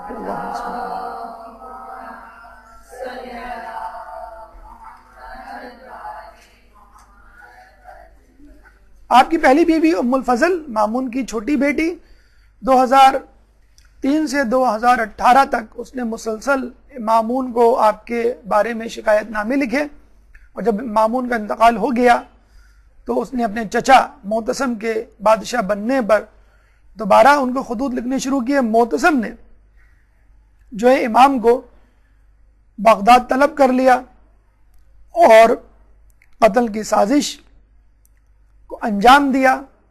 ام الفضل گھبرائی, امام نے جاتے جاتے اس کو بددعا دی کہ تجھ کو ایک ایسا ناسور لگے گا کہ جو کسی سے ٹھیک نہ ہوگا اسی سے تیری موت ہوگی.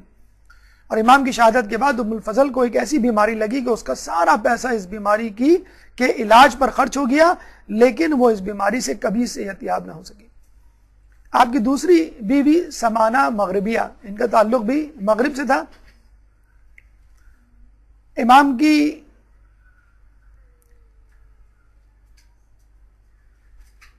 امام کے والدہ نہیں والد ہے, یہ امام کے والد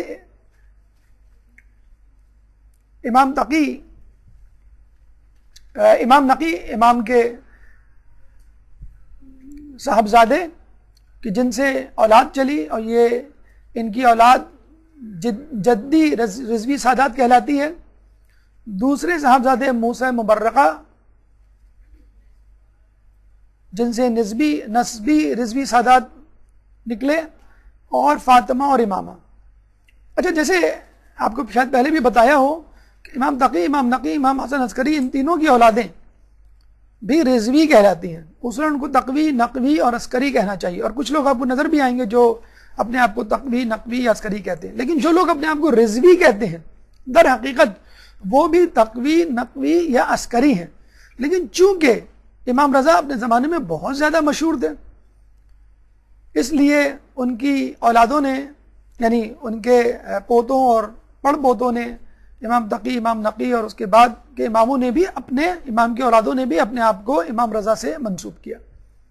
تو جو خود امام نقی کی اولاد سے تھے تو وہ جدی رضوی سادات کہلائے, کیونکہ ان کے جد یعنی امام تقی اور ان کے والد امام رضا ان کی نسبت سے اپنے آپ کو جوڑتے ہیں. اور موسیٰ مبرقہ چونکہ یہ غیر معصوم تھے, امام نہیں تھے, تو ان سے جو اولادیں نکلی وہ اپنا رشتہ امام رضا سے جوڑتے ہیں. تو ہوتا یوں تھا کہ اگر امام کی اولاد امام ہے اور اس کی اگر اولاد ہوتی ہے تو وہ اپنا رشتہ اپنے والد سے جوڑتے ہیں، اور اگر امام کی اولاد معصوم نہیں ہوتی یعنی امام نہیں ہوتی تو وہ اپنا رشتہ اپنے چچا سے جوڑتے ہیں. تو یہ نسبی رضوی سادات کہلائے. موسیٰ مبرقہ کے بارے میں کہا جاتا ہے کہ انتہائی خوبصورت، انتہائی حسین تھے، اتنے زیادہ کہ اپنے چہرے پر نقاب ڈال کے چلا کرتے تھے. انہی کی نسل سے سید احمد اور محمد اعرج تھے، اور انہی سے ہمیں رسول اللہ کی جو حدیث ملتی ہے داڑھی کا مونڈنا مسلح کرنے کے مترادف ہے، یعنی جیسے کسی نے اپنے ناک کان کاٹ دیے ہوں، اپنے چہرے کا مسلح کر دیا ہو، ایماسیشن.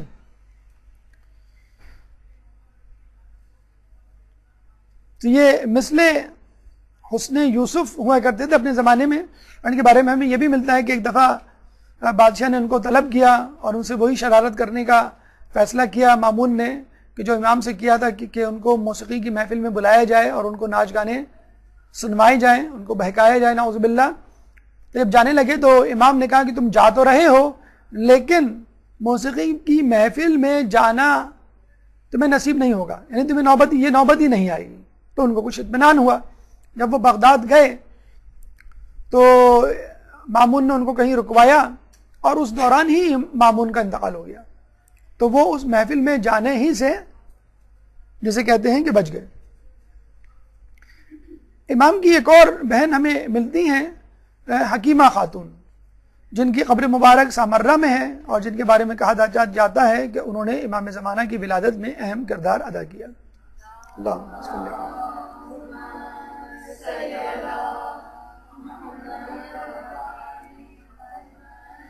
اب آئیے امام کی شہادت کی طرف. 29 ذی-القعدہ امام کی شہادت، جس کو یوم تقویٰ سے بھی آپ منسوب کر سکتے ہیں. 218 ہجری میں معتصم باللہ نے امام کو بغداد طلب کیا اور آپ کو قید کر دیا، اور امام نے جاتے ہوئے مدینے میں اپنے بیٹے امام نقی کی امامت کا اعلان کر دیا، کیونکہ ان کو معلوم تھا کہ اب مجھے دوبارہ آنا نصیب نہیں ہوگا. محرک شہادت کیا تھا، یعنی کیا وجہ تھی کہ جو شہادت کا سبب بنی؟ آپ کو معلوم ہے کہ یحییٰ ابن اقسم اور دیگر علماء اور دیگر وزراء امام سے حسد کرنے لگے تھے کہ ہم جب بھی کوئی بات کرتے ہیں، کسی بات کا جواب دیتے ہیں، امام اس کو باطل قرار دیتے ہیں اور اپنی حجت ایسی بیان کرتے ہیں منطق کے تمام لوگ ان کی بات کو تسلیم کر لیتے ہیں. یحییٰ ابن اقسم کے سامنے چور کی سزا کا مسئلہ درپیش ہوا تو دربار میں موجود لوگ اس بات میں بحث کرنے لگے کہ چور کا ہاتھ کہاں سے کاٹا جائے. کسی نے کہا کہ کوہنی سمیت یعنی کوہنی تک کاٹا جائے، کیونکہ قرآن میں ہے فَغْسِلُوا وُجُوهَكُمْ وَأَيْدِيَكُمْ إِلَى الْمَرَافِقِ، چہرے کو اور ہاتھ کو کوہنیوں تک دھو. قرآن میں اس کا تذکرہ موجود ہے. اپنے چہروں کو اور اپنے ہاتھوں کو کوہنیوں تک دھو، إِلَى الْمَرَافِقِ. تو اس کا مطلب کیا ہوا؟ کوہنیاں ہاتھ میں شمار ہوتی ہیں. لیکن کچھ لوگوں نے کہا کہ اسی آیت میں آخری ٹکڑا ہمیں کہتا ہے کہ ہاتھ میں کوہنیاں شمار نہیں ہوتی، اور اللہ فرماتا ہے کہ اگر پانی نہ ملے یا کسی بیماری میں مبتلا ہو تو فَامْسَحُوا بِوُجُوهِكُمْ وَأَيْدِيَكُمْ، کہ مسح کرو اپنے چہرے کا اور ہاتھ کا. اس میں کوہنی شامل نہیں ہے. جب آپ مسح کرتے ہیں تو مسح ہتھیلی تک ہوتا ہے، کلائی تک ہوتا ہے. تو ہمیں چاہیے کہ چور کا ہاتھ کلائی تک کاٹیں. امام کو بلایا گیا، بھئی آپ بتائیں کہ کوہنی تک کاٹیں یا کلائی تک کاٹیں؟ تو امام نے کہا کہ نہ کوہنی تک نہ کلائی تک، چور کا ہاتھ فقط انگلیوں کی جڑ تک کاٹو، یعنی انگلیاں کاٹی جائیں. اور اب ایران، ابھی بھی آپ جائیں ایران میں، جب جو چور کی سزا ہے وہ انگلیوں کا کاٹنا ہے، اور سعودی عرب میں جو چور کی سزا ہے وہ ہتھیلیوں سمیت کاٹنا ہے. ابھی تک وہ بہرحال اس فلسفے پہ قائم ہے. ہمارے یہاں جو ہے انگلیوں کی جڑوں تک ہے. کیوں؟ امام نے کہا کہ حدیث کے مطابق اعضائے سجدہ 7 ہیں: دونوں پاؤں کے انگوٹھے، دونوں پاؤں کے گھٹنے، دونوں ہاتھوں کی ہتھیلیاں 6 اعضاء اور پیشانی 7 اعضاء ہیں. اگر تم اس کی ہتھیلی کاٹ دو گے تو اس کا سجدہ نہیں ہو پائے گا، وہ اپنے ایک اعضائے سجدہ سے محروم ہو جائے گا. یہاں ہمیں ثقلین کی اہمیت کا اندازہ ہوتا ہے کہ فقط قرآن پڑھ کر اس کا ترجمہ سمجھ کر اپنی قیاس پر عمل کر کے کوئی بھی ہدایت نہیں پا سکتا جب تک ثقلین میں سے دوسرا ثقل یعنی اہل بیت کی تفسیر اور تشریح اور توضیح اور تفصیل موجود نہ ہو۔ اور اس کے بعد یحییٰ بن اقسم نے وزراء کے ساتھ یہ چال چلی کہ اب بادشاہ کو بتلا دینا چاہیے کہ ہماری عزت تو آپ نے خاک میں ملا ہی دی، اب آپ کی باری ہے۔ جس طرح ان کے والد محترم نے مامون کے مقابلے میں آنے کی کوشش کی اور ان کی شہرت اتنی بڑی کہ قریب تھا کہ وہ مامون کو ہٹا کر قیام کرتے اور خود خلافت پہ قبضہ کر لیتے، حالانکہ ایسا کچھ نہیں تھا لیکن خوف تھا ان کو۔ تو جس طرح مامون نے قتل کر دیا، اب آپ کا جو ہے وہ وقت ہے، اب آپ کی باری ہے، اب ہماری وزارت، عزائیت، شہرت، عزت، علمیت سب خاک میں مل چکا ہے۔ اب لوگ آپ کی طرف دیکھ رہے ہیں کہ امام کم آپ کو اپنے تخت و تاراج سے محروم کریں، کیونکہ لوگوں نے یہ سمجھنا شروع کر دیا ہے خلافت کا حق امام تقی کو ہی ہے۔ چنانچہ اس نے وہی کچھ کیا جو اس سے پہلے کہ بادشاہ نے کیا کہ امام کو انگور میں زہر ملا کر دے دیا۔ کچھ لوگ کہتے ہیں کہ اسی چکوترے کا ایک شربت تھا، وہ امام کو بھجوایا اور امام کو کہا کہ یہ شربت جو ہے آپ نوش فرما لیں۔ ام الفضل نے واویلا مچایا کہ امام جو ہے وہ واویلا تھا، یا جسے کہتے ہیں کہ ایک ڈرامہ تھا لوگوں کو بتانے کے لیے کہ میں جو ہوں اس سازش کا حصہ نہیں یا مجھے افسوس ہے۔ تو امام نے ام الفضل کو بددعا دی کہ تو ایسے ناسور میں مبتلا ہوگی کہ جس سے تجھے چھٹکارا نہیں ہوگا۔ 29 ذی القعدہ 220 ہجری کو امام کو زہر سے شہید کیا گیا۔ تجہیز و تکفین امام نقی نے باعجاز خدا بندی مدینے سے بغداد آ کر طی الارض کر کے انجام دی، اور یہ ہمارے یہاں عقیدہ ہے کہ امام کو غسل و کفن معصوم ہی دیا کرتا ہے۔ تدفین یعنی سرکاری تدفین کہہ لیجئے واسق بن معتصب نے انجام دی۔ اور یہ ہوا کرتا تھا کہ پہلے امام کی جو ہے وہ تجہیز و تفکین اور نماز جنازہ امام پڑھا دیا کرتے تھے، اور پھر بادشاہ آ کر اعلان کیا کرتے تھے کہ اب ہم نماز جنازہ پڑھائیں گے اور ان کی تدفین کریں گے سرکاری طور پہ، یعنی سرکار کا ان کی شہادت یا موت میں کوئی ہاتھ نہیں ہے۔ آخر میں امام سے متعلق، امام سے منسوب چند اقوال حکیمانہ لیتے چلیں تاکہ ہم اپنی زندگیوں کو ان کے افکار سے سجائیں۔ ایک درود بر دیں محمد والے محمد۔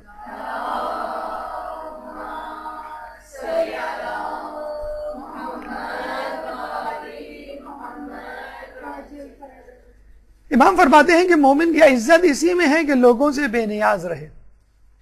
اسی طرح کی حدیث دیکھیں، اگر آپ تھوڑا سا غور و خوض کریں ہر امام کی سیرت طیبہ پر تو یقین کیجئے امام کی رفتار میں، گفتار میں، سیرت و کردار میں، نشست و برخاست میں، روز و شب، میدان جنگ یا گھر، ہر جگہ ہر وقت امام میں کوئی نہ کوئی شبیہ ہمیں ضرور نظر آتی ہے، دوسرے امام کی، رسول اللہ کی، یا اس سے پہلے انبیاء کی۔ اور ہمیں یقین ہو جاتا ہے جس طرح انبیاء منتخب ہوئے اس طرح امام بھی منتخب شدہ ہیں، کیونکہ ان کی سیرت میں بھی شباہت ہے، ان کی کرامات میں بھی شباہت ہے، ان کے اقوال میں بھی شباہت ہے۔ رسول کے پاس چند افراد آئے جانے کے وقت، کہنے لگے کہ ہمیں کوئی ایسی نصیحت کیجئے کہ جو فقط دنیاوی ہو، دین سے اس کا کوئی تعلق نہ ہو۔ کتنے عجیب لوگ ہوا کرتے تھے، کتنی عجیب نصیحت کی درخواست۔ رسول اللہ نے کیا کہا کہ دیکھو کبھی کسی سے کوئی چیز نہیں مانگنا۔ کتنی خوبصورت۔ آج ہمارا ملک اس بات پر تہیہ کر لے کہ ہم کوئی چیز امپورٹ نہیں کریں گے، تو کیا ہمارے پاس وہ تمام ذرائع نہیں کہ جس کو استعمال کر کے ہم ترقی یافتہ ملک بن جائیں؟ کیا ہمارے پاس گیس نہیں؟ کیا ہمارے پاس پیٹرول نہیں؟ کیا ہمارے پاس کاپر، سونے، چاندی کے ذخائر نہیں؟ کیا ہمارے پاس کوئلے کی بہتات نہیں؟ کیا ہمارے پاس دنیا کی 8 چوٹیوں میں سے 5 بڑی چوٹیاں نہیں؟ کیا ہمارے پاس ساحل سمندر نہیں؟ کیا ہمارے پاس چاروں موسم نہیں؟ کیا ہمارے پاس فصلیں اور زراعت کے لیے ماحول میسر نہیں؟ کیا ہمارے پاس تعلیم یافتہ لوگوں کی کمی ہے؟ کیا ہمارے پاس دولت یا دولت کی ریل پیل نہیں؟ کیا چیز ہے جو پاکستان میں نہیں؟ آج ہم تہیہ کر لیں کہ ہم باہر سے کچھ نہیں مانگیں گے، تو آپ دیکھیے کہ ہم کس طرح اپنے پیروں پہ کھڑے ہوتے ہیں۔ اسی طرح آج آپ یہ تہیہ کر لیں کہ میں کسی سے کچھ نہیں مانگوں گا۔ قرض یا پیسے کا لین دین ہمارے معاشرے میں کتنا عام ہو گیا ہے۔ پہلے لوگ ضرورت، مرض یا کسی بحران میں، ایمرجنسی میں پیسے مانگا کرتے تھے، قرض۔ اب جو ہے وہ اپنی لگژریز کے لیے قرض اور پیسے مانگا کرتے ہیں۔ پہلے لوگ جو ہے مرتے مر جاتے تھے لیکن اپنی بیماری، اپنی مصیبت کا اظہار نہیں کیا کرتے تھے۔ آج دو لوگ بیٹھ جائیں اور دیکھیں آپ 5 منٹ کے بعد ہر شخص اپنی زندگی کا رونا رو رہا ہوتا ہے۔ پیسوں کی کمی کا رونا، اولاد کی نافرمانی کا رونا، شوہر کی بے رخی کا رونا، ماحول کی بے وفائی کا رونا، ساس کے ظلم کا رونا۔ ہر شخص اپنی اپنی مصیبت کو لے کے اور امداد بھری ترسی ہوئی نگاہوں سے دوسرے کو دیکھ رہا ہوتا ہے کہ میری کسی طرح مدد کر دو۔ تو اگر آپ یہ تہیہ کر لیں کہ میں کسی سے، کہتے ہیں جب وہ افراد رسول سے جدا ہوئے تو راستے بھر اس پہ عمل کیا اور عمر بھر اس پہ عمل کرتے رہے، کہ اگر چلتے چلتے گھوڑے پہ سواری کرتے ہوئے کوڑا زمین پر گر جاتا تو کسی سے کہتے نہیں، خود اٹھاتے۔ دسترخوان پہ بیٹھتے تو کسی سے پانی تک نہ مانگتے، خود اپنا پانی بھر کے پیتے۔ یہ عادت آپ اپنے گھر میں ڈال لیں کہ اپنا کام خود کرنا ہے۔ اپنے بچوں کو اس بات کی تربیت دیں کہ اپنی چیزیں اپنی جگہ پر تمہیں خود رکھنا ہے۔ ٹھیک ہے تم کپڑے نہیں دھو سکتے، کوئی بات نہیں، لیکن اپنی چیزیں، اپنے گندے کپڑے تو کم از کم واشنگ مشین میں یا غسل خانے میں یا جہاں بھی رکھنے کی جگہ ہوتی ہے وہاں رکھو۔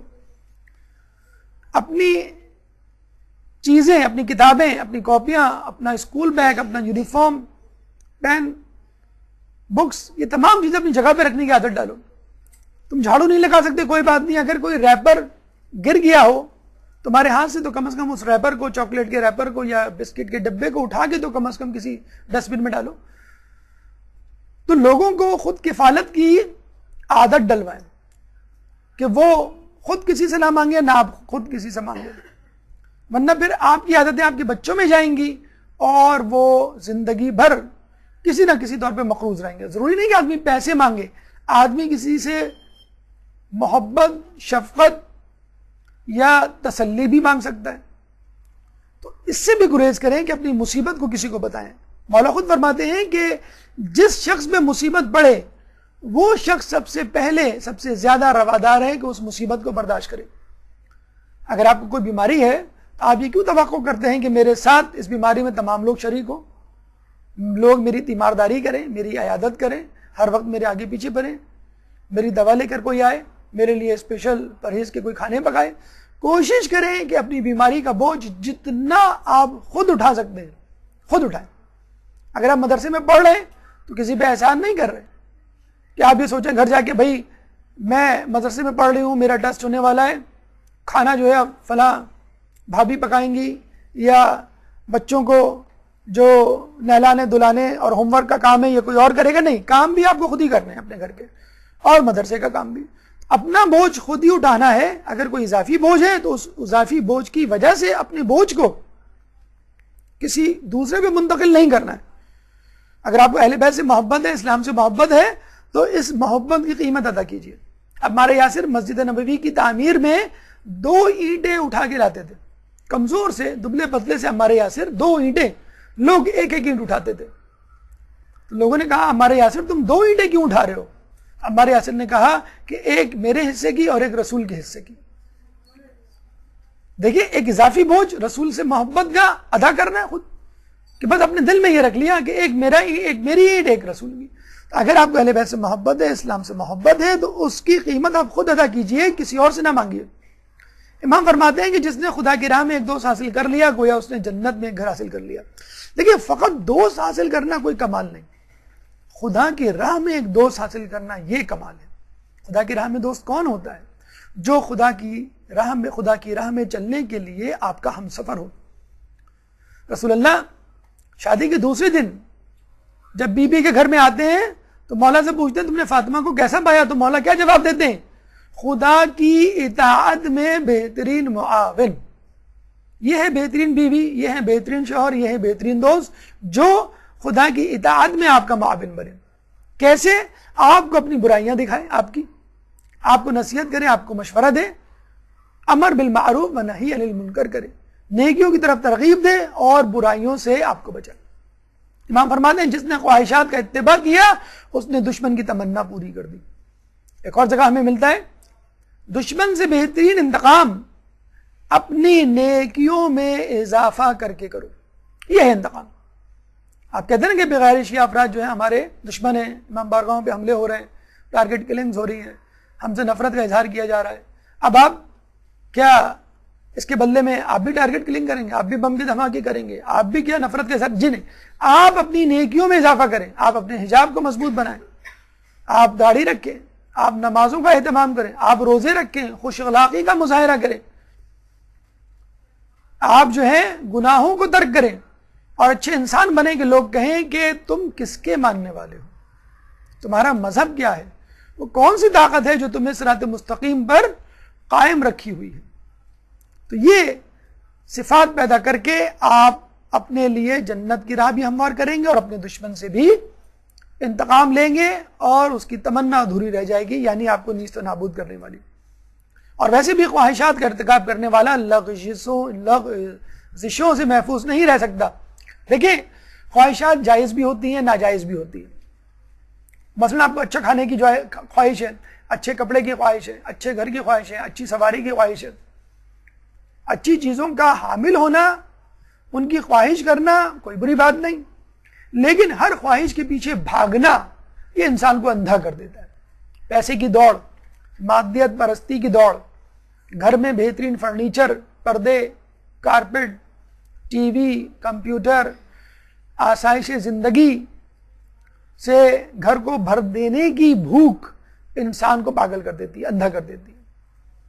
پھر مرد حرام و حلال میں تمیز نہیں کرتا، نہ آپ اپنے شوہر سے پوچھتی ہیں کہ یہ پیسہ کہاں سے آ رہا ہے، نہ شوہر یہ فکر کرتا ہے کہ یہ حلال ہے کہ حرام ہے۔ اسی لیے روزوں کا جو حکم دیا گیا اسی لیے دیا گیا ہے کہ جب تم حلال سے بچ پاؤ گے تو حرام سے خود بخود بچاؤ گے۔ آخر میں امام فرماتے ہیں دل سے خدا کا قصد کرنا اعمال میں بدن کو تکلیف دینے سے زیادہ بہتر ہے۔ اس لیے ہم کہتے ہیں نیت زیادہ اہم ہے بنسبت عمل کے۔